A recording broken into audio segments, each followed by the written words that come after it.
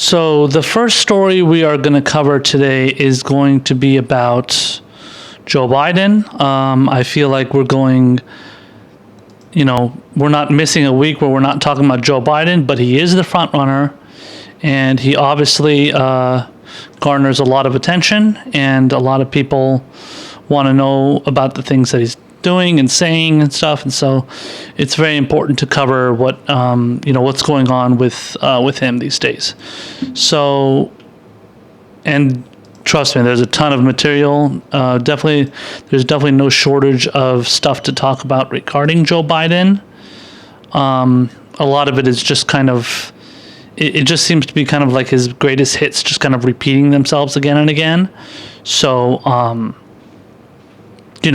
it's just kind of something. Well, at least that's mostly what it's been in the beginning. At least since I've been, doing my show, it's kind of seems to be like the same stuff, kind of the same greatest hits every single week that I do my show. This time it's a little bit different. So I'm going to be covering an article here from Common Dreams, which is a very good progressive publication. And this is an article documenting how Joe Biden went to this, it was an event called the Poor People's Campaign. And it was, as the name says, it was talking about a lot of issues that poor people are going through.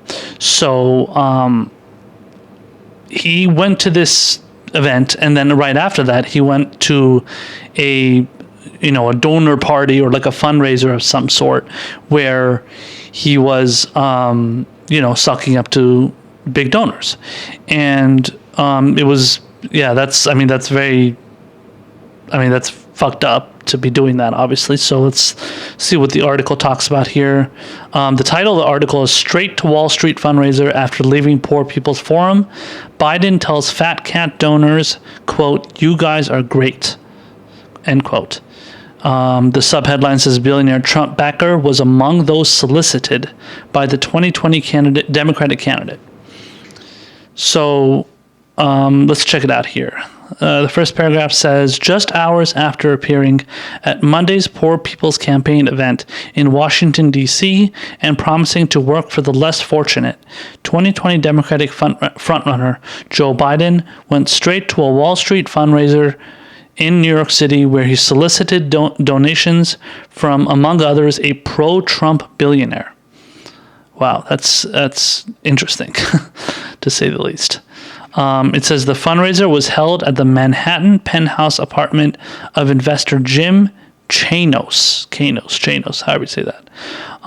According to CNBC reporting, Biden told wealthy attendees, "You guys are great, and you guys are incredibly important," before singing the praises of working class Americans.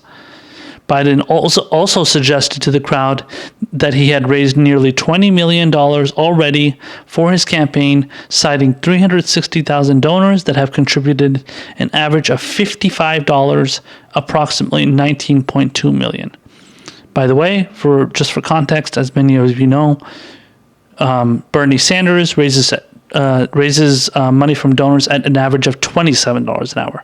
A couple of the other candidates like Buttigieg and Kamala Harris and all them, they apparently do at around like the 30 to 40 range, so somewhere in there.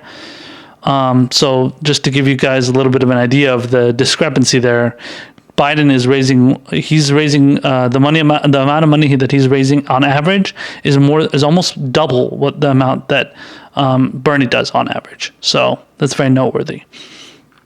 It says at one point during the evening, CNBC reported the former vice president asked supermarket magnate John, what a weird name, John Katzimitidis. I have no idea. I completely butchered that one. For help. But the plea didn't result in any benefit for the Democratic frontrunner. Katzimitidis told Biden he was set on Trump and on Tuesday tweeted that he and his family, major figures in New York Republican circles, were all in for the president. So basically, Biden is like begging these Trump donors to support him over Trump. Why would you even bother? I don't get it.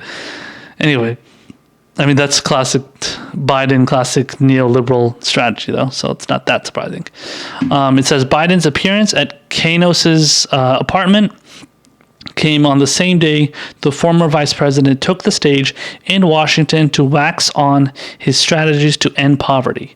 But the former vice president's remarks concentrated mainly on his relationship with former President Barack Obama, the Washington Post reported, and his desire to work with the GOP, at one point leaning over moderator Joanne Reed to tell her that it was possible to, quote, shame Republicans into voting for Democrats. It says, quote, Joanne, I know you're one of the ones who thinks it's naive to think we have to work together, said Biden. The fact of the matter is, if we can't get a consensus, nothing happens, except the abuse of power by the executive branch. Zero. Biden also used his time on stage to take issue with those calling for real change rather than incrementalism. Folks, look, if you start off with the notion there's nothing you can do, well, might you all go home then, man? Biden said, or let's start a real physical revolution if you're talking about it.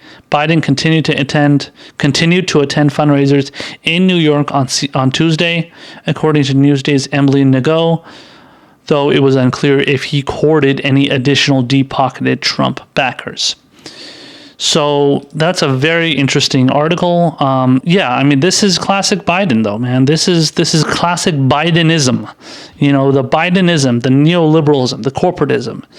This is what these candidates do. They go and they cater to the room that they're talking to. You know, the room that they have to appeal to. Those are the people that they're trying to court.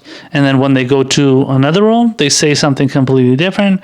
They act completely different. They talk about how, you know, you people are awesome. You people are incredibly important.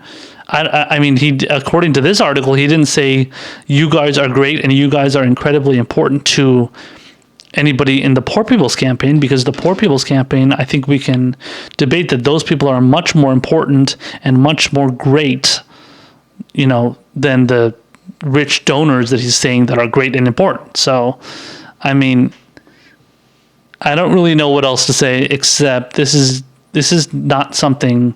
This is clearly an example of something that we don't need to put up with when it comes to any kind of candidate, regardless of whether you're a Democrat or a Republican. But when it comes to Democrats, I think people on our side, we take much more issue with what Democrats do because we expect a little bit better from them than Republicans. I mean, look at him. Look at what Biden is doing here. He's actually courting a Trump donor, and he's telling this Trump donor that, oh, you know, are you going to support me? And then he's basically telling him to he's basically telling him to fuck off. And he's saying, no, I have zero interest in supporting you, and I'm fully supporting my bitch boy Trump over there, who obviously wants to get a bunch of my millions and wants to get my support and my donor money. And this is what it is. They're just clamoring for every bit, every penny that they can look for from the donors that they know are going to be super rich and they know can bankroll them and fill their coffers more than anybody else. Obviously, it's done through, super PACs and all that stuff. But, it's either way. You're still obviously selling out to make sure you get money from these people so that you can get more attention. Obviously, I mean, when it comes to like the donations, they're just like, hey, listen, I want to get, a donation from this rich guy over here. It's just going to be in like the standard $2,800 increments. But then when you talk to lobbyists and then when you talk to specific, like, so, you do like specific fundraisers and stuff, that's obviously another way to get money. So you get money through the fundraisers, you get money through, just individual donations. So it's money just coming from all different sides, this side, that side, and then, just money pouring in as much as possible. And these candidates know that they need to be doing this, as much as possible to the full extent that they can, because they know that if, they don't, they feel that they have a less of a chance of winning. Now, it is true that a lot of times, now we're just talking about like congressional races and Senate races. When it comes to those kind of races, I think it's something like 90% of the time that when the candidate has money from, has raised the most money from those, from donors. So like, let's say there's, two people facing each other in a race. When one person is out funding that other person with donor money, that person ends up winning. So you have the more money, you win the race. There's a bigger chance you win that race, or you just win that race in general. Yeah. So, I mean, there's, rare cases where that doesn't happen. One good example is Alexandria Ocasio-Cortez, who she faced Joe Crowley in the Bronx area of New York. She won that race, even though she was outfunded by like 4-1 or something. So it's pretty ridiculous considering obviously the high number of black population, Hispanic population in that area. But it doesn't matter because Joe Crowley, he was getting all of his money from all these big donors, and they were making sure they could bankroll him as much as possible so that they can, this obviously corporatist, centrist candidate, fucking faux Democrat basically, just with a, Democrat with a Democrat with a D in front of his name, even though he's not really much of a Democrat, other than maybe he's not a racist and he's not a sexist and all that stuff. So he's not Trump, obviously. So for a lot of idiotic Democratic voters out there, they're just going to like this person because he's not Trump. But he is a white man. He doesn't represent his constituents. He goes out there and does the bidding of the super rich, and then he ends up screwing them over. Then people get sick of it, and then they want something like Alexandria Ocasio-Cortez. The same thing with Joe Biden. People are getting sick of Joe Biden's bullshit. They're getting sick of him being the typical white Democrat who doesn't care about, he doesn't care about actual policies, doesn't care about pushing for anything when it, anything progressive, any kind of progressive policies. He just wants to do what he knows is going to benefit him in the long run when it comes to financial, basically like filling up your coffers as much as possible, and then raising as much money as possible so that you can go and win that primary and then go on to the general election. So it doesn't have anything to do with the policies, because if he really did care about the policies, he wouldn't be saying one thing to one room of people at one event and then moving on to a whole another event and then saying something completely different, and let alone just kind of sucking up to both sides. But as far as policies, he's definitely going on one side saying one thing and then saying another thing to another side. So it's just the classic, neoliberalism, corporatism, corruption basically. And let's just call it for what it is. That's what it is. And they get away with it, and nobody says shit. Nobody calls these politicians out for these things, other than people like me, obviously. So, if we didn't have people like myself and other, podcasts, Secular Talk, Tim Black, Jimmy Dore, all these people calling out these corrupt politicians, they wouldn't be, they would keep getting away with what they're getting away with. And we've talked about this many times on this show as well. And it's something, it's something that I just got to keep repeating until people figure it out. Obviously, progressives out there know what it is. They know what the deal is in that regard.